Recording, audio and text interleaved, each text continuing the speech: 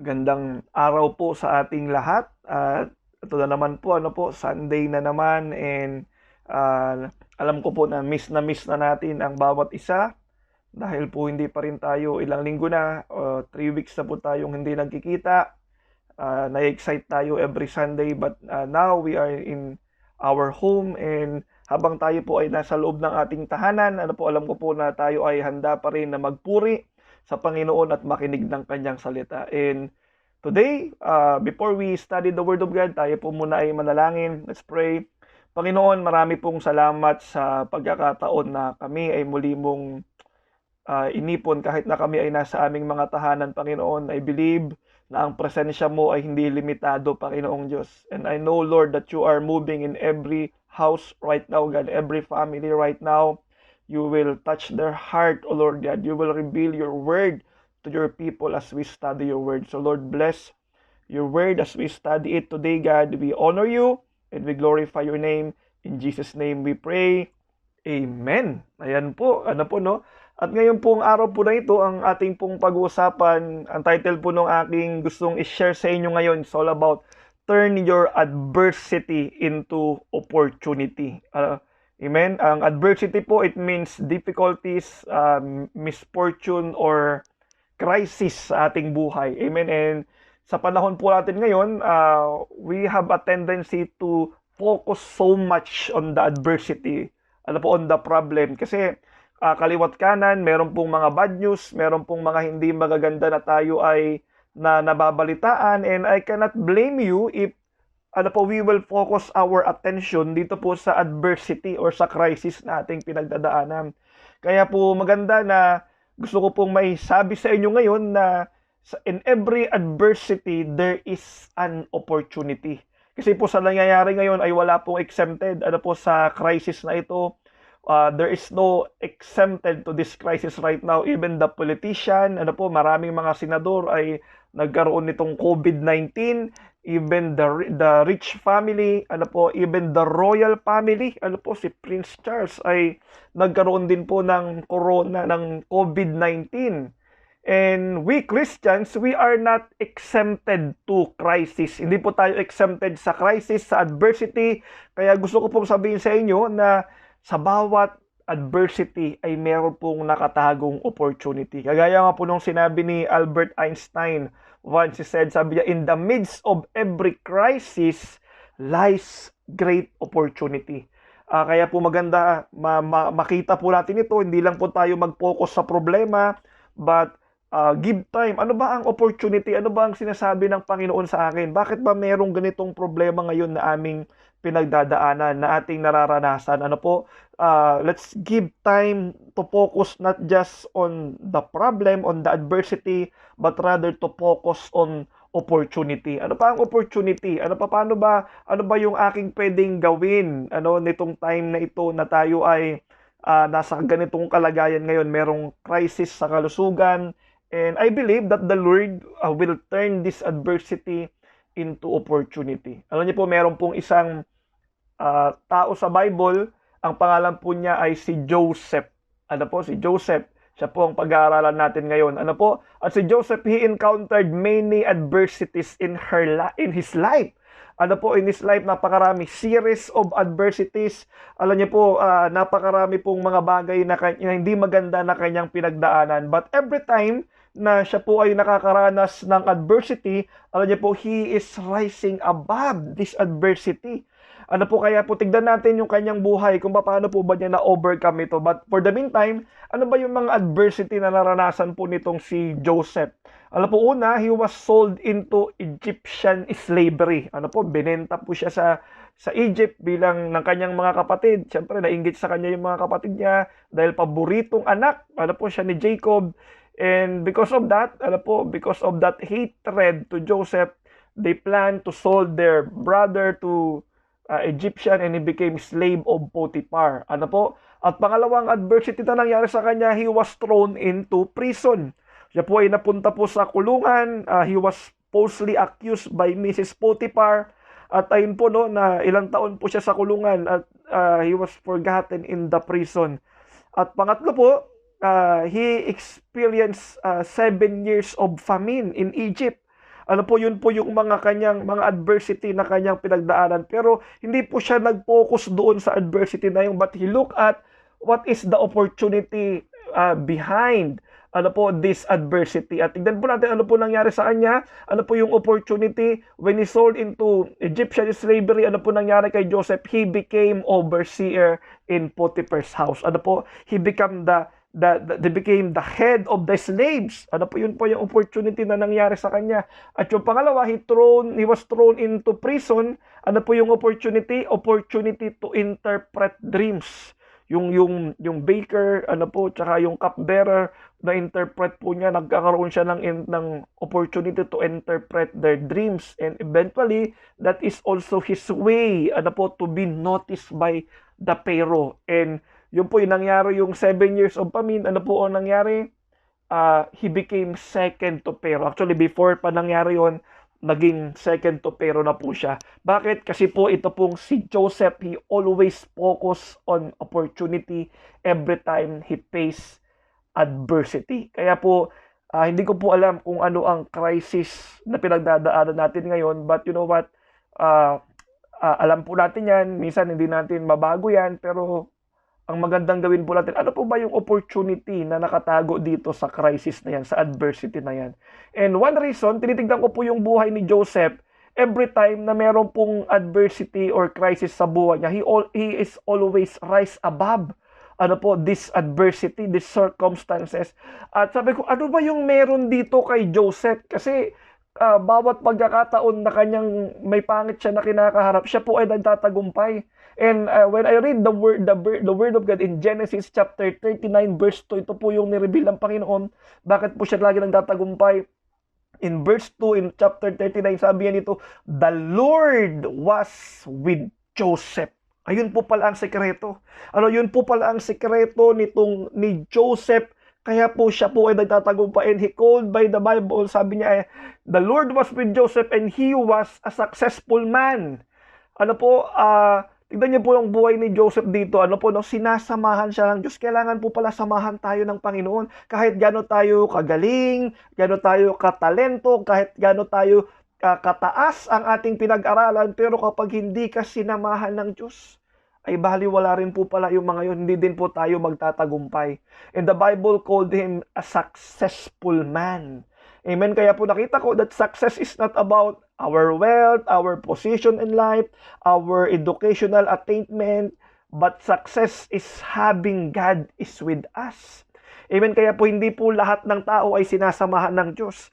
Amen. Hindi po lahat ng tao ay merong Diyos sa kanilang buhay. Kaya kung tayo po ay wala pang Diyos, amen, in times of this adversity, in times of this crisis, just like Joseph, maganda na lumapit tayo sa Panginoon. Maganda na magkaroon po tayo ng relasyon sa ating Panginoong Diyos. Kasi I believe, sa panahon po ng adversity, mas lalo natin kailangan ng Panginoon.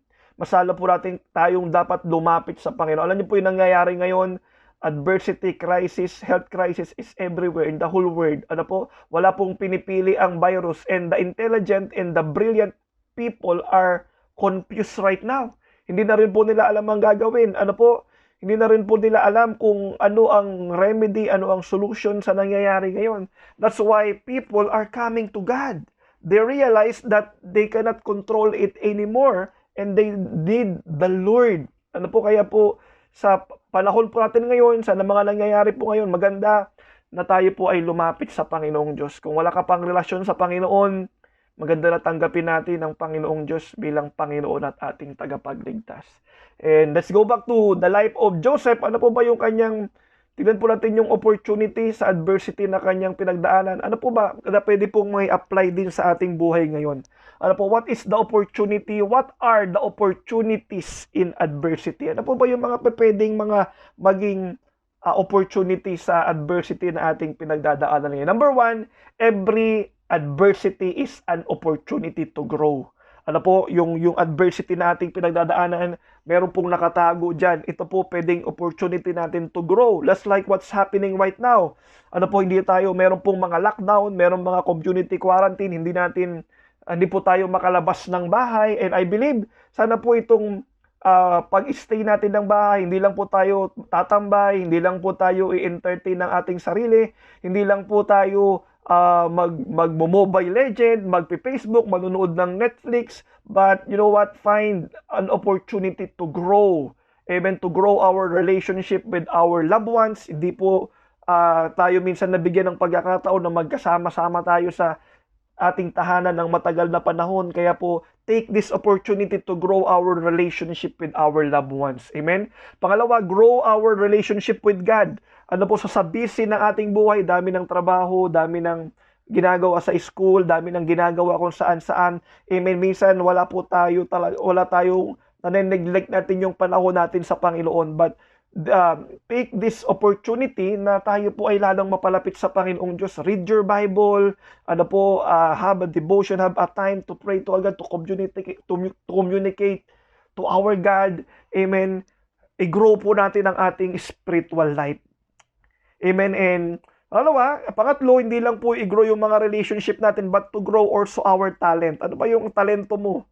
Ano ba yung mga binigay sa iyo ng Panginoong Diyos na talento na pwede nating magamit? It's about time, na magamit po natin yan, ma-hone natin yan, ma-develop po natin yan, para pagtapos po ng mga pangyayaring ito, meron pong na-develop sa atin. This is what happened to Joseph. Si Joseph, in Genesis chapter 39 verse 4, so meron po siyang opportunity, na i-grow ang kanyang sarili, because he served in Potiphar's house. Doon po sa Genesis chapter 9 verse 4, it says here, so Joseph found favor in his sight and served him. Si Potiphar po yun. Then he made him overseer of his house, in all that he had, he put under his authority. Ano po yung opportunity niya dito? To grow, to serve Potiphar. Sa kanyang paglilingkod, nakikita niyo po na lahat ng kanyang mga ginagawa ay pinagtatagumpay ng Diyos. Ginagalingan po ni Joseph. Nag-grow ang kanyang talent, nag-grow ang kanyang leadership skills, nag-grow maybe ang kanyang relational skills, ang kanyang organizational skills through serving inside the house of Potiphar. Amen? And I believe yung pag-serve po niya yun, God is preparing him to lead the nation of Egypt. Kung hindi po niya tinanggap, kung hindi po niya ginrow yung sarili niya doon sa loob ng tahanan ni Mr. Potiphar, I believe hindi po siya maihahanda para pangunahan ang bansa ng Ehipto.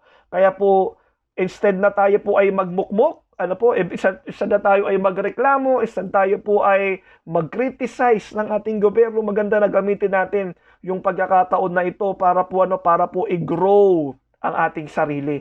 Si Joseph, pwede siyang magmukmuk kasi siya yung paboritong anak, from favorite son ni Jacob. He became a slave. But he did not focus on the adversity, but rather he focused on opportunity. Ano ba yung opportunity in my situation right now? Ano ba yung opportunity sa sitwasyon ko ngayon na aking pinagdadaanan? Amen. In our time today, in every adversity, there is an opportunity to grow. Amen. Read your Bible, read books, pray, spend special time with your loved ones. Amen. Ako ngayon po ay enjoying my time with my wife, with Bella, kasi nakakapagluto ang aking asawa ng masarap na pagkain, at kami po dito ay nananaba na. We take this special time to spend time with them. Kaya I believe kung tayo rin po ay pwede din po natin gawin yung bagay na yun. Every opportunity is an opportunity to grow. And pangalawa, dito po sa adversity na ating dinadaanan, every adversity is an opportunity to shine. You know what? The Christian will shine in the darkest days. Because we are the light of the world. Because of Jesus, we have Jesus in our life. We are the light of the world. Sabi po ng Matthew chapter 5 verse 14. Kaya po itong darkest days, meron pong crisis, meron pong adversity. We will shine more brightly. Ang mga anak ng Diyos po ay lalong magniningning sa panahon po ng crisis, sa panahon po ng adversity. And this is what happened to Joseph. Yan din po ang nangyari kay Joseph. Sa meron pong crisis sa kanyang buhay, at hindi lang po sa kanyang buhay, sa prison, sa Egypt, he shine more brightly. That's why this is our opportunity na mag-shine po tayo. Ito po yung opportunity ng mga Kristiyano na magningning tayo sa sa magulo, sa madilim na mundo po ngayon. And alam niyo po sa nakita ko, sabi ko doon kanina, 'di ba, meron po pag tayo po ay merong Panginoon sa ating buhay, doon po tayo nagtatagumpay. And meron po akong tatlong nakita, three noticeable things when God is with us. Meron pong tatlong bagay na nakikita sa isang tao kapag nakikita mo na marirecognize mo na siya ay sinasamahan ng Panginoon. Ano po yung tatlo na yan? Una po yung tinatawag na success or prosperity. Amen. And pangalawa po yung favor, yung pabor ng Panginoon at ng tao sa kanyang buhay. At pangalawa, ay pangatlo yung pong authority. Ano po, being the head and not the tail. At nakita ko po na itong mga bagay na ito ay nangyari po sa buhay ni Joseph. Kung babasahin po natin yung Genesis chapter 39 verse 3 to 4, sabi niya po dito, and his master saw that the Lord was with him and that the Lord made all he did to prosper. Success or prosperity. Amen? And verse 4, sabi niya, so Joseph found what? Found favor in his sight. The sight of God, in the sight of his master Potiphar, ano doon po ang pabor sa kanyang buhay. And sumunod po, then he made him what? Overseer of his house. And all that he had, he put under his authority. Ayun po yung pangatlo, authority. Amen. Magsa-shine po, manonotice po lalo ng mga tao na tayo po ay merong Panginoon. Kasi po makikita na lahat ng ating ginagawa ay nagtatagumpay. Amen. In the life of Joseph, nakita ng kanyang amo na si Potiphar, siya ay nagtagumpay sa prison. Ano po, siya ay nagtatagumpay lahat ng kanyang ginagawa sa palace. Everything becomes successful. Amen, in the hands of Joseph because the Lord is with him. Amen. Pangalawa, yung favor po ng Panginoong Diyos. Amen. Kung titignan ko yung binabasa ko, sabi ko, bibili lang sa kanya ni Potiphar bilang slave. But yung kabibili pa lang, he was promoted to become the head. Ano doon yung pabor ng Diyos? Maaring may mga naunang slave sa kanya, maaring may mga tao, may mga slave na doon sa bahay ni Mr. Potiphar na matagal na po nagsaserve sa kanya. But ito pong si Joseph ay pinaburan ng Panginoon at pinaburan din po ng kanyang amo na si Mr. Potiphar because he was promoted. Ano po, ng kanyang amo bilang head of the slave. And pangatlo, yung authority. Remember that we are the head and not the tail. Every time na meron pong pinupuntahan itong si Joseph, siya po ay leader. Amen. With that we have that anointing of being the head and not the tail. He became the head of the slave, the head of the prisoners, and eventually became the head of Egypt. Kaya po makikita na magsa-shine po tayo in the midst of adversity. The people of God will shine more brightly. Ano po, baka hindi ko po alam, baka tayo na makadiscover ng gamot. Ano po, ng gamot dito sa COVID-19. Hindi ko po alam kung ano ang opportunity na tayo po ay magsa-shine in the midst of adversity. Kaya po tignan natin, ano ba ang opportunity na pwede po tayong mag-shine. Ano po, maybe we can help the people around us. I mean, we can pray for them. Hindi ko po alam ano yung nilalagay ng Lord sa atin. Ask the Lord, ano po, kung paano tayo magsa-shine in this time of adversity. And pangatlo, ano po, in every adversity is an opportunity to share Jesus. Amen. Alam niyo po yung time ni Joseph, ano po, the Egypt is confused because no one can interpret the dream of Pharaoh. Hindi nila malaman, hindi nila ma-interpret. Sino ba ang pwedeng mag-interpret ng panaginip nito ni Pharaoh? And yung naghahanap na sila, amen, doon po nila na-recognize, ano po yung pinatawag, naalala po siya ng cupbearer, naalala po siya na merong isang nasa prison, ano po, na nakakapag-interpret ng dreams. Kaya po doon sa Genesis chapter 41 verse 38, ang Pharaoh na-recognize niya that the Spirit of God is in Joseph. Basahin po natin sa Genesis chapter 41 verse 38, sabi, and Pharaoh said to his servant, can we find such a one as this, a man in whom is the Spirit of God? Amen. Pharaoh recognized that the Spirit of God was with Joseph. Ano po, at kapag ganun po yung pagkakataon na nakikita ang Panginoon sa ating buhay, that is the time we can share God, we can share Jesus, not just to the authority, but to the people around us. Ano niyo po, sa panahon po natin ngayon, even the intelligent people, and the brightest people, is now running out of options. Amen. Nawawalan na po ng option ng mga scientists, ang mga doktor, ang mga matatalino, and many of them turning to God right now. Amen. Marami po sa kanila ay lumalapit na sa Panginoon.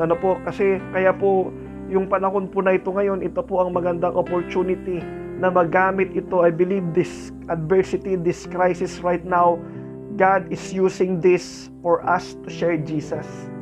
Magtatanong ang mga tao, bakit tayo nagtatagumpay? Bakit masaya pa rin tayo? Amen. Bakit meron tayong wisdom in the midst of this? And this is the time we will share Jesus to them. Amen. Alam niyo po kasi in every crisis, it will motivate people to change. People now will value their health. At people now are praying. Nakita ko po doon sa Gaisano Mall Supermarket, bago nila buksan yung supermarket po na yan, ay sila po ay lumalapit sa Panginoong Diyos. At meron din pong isang na nangyayari sa Amerika na nagkakaubusan na po ng Bible. Ibig sabihin, ang mga tao po ay open na sa salita ng Panginoong Diyos. That's why this adversity is our opportunity to share Jesus to the people around us.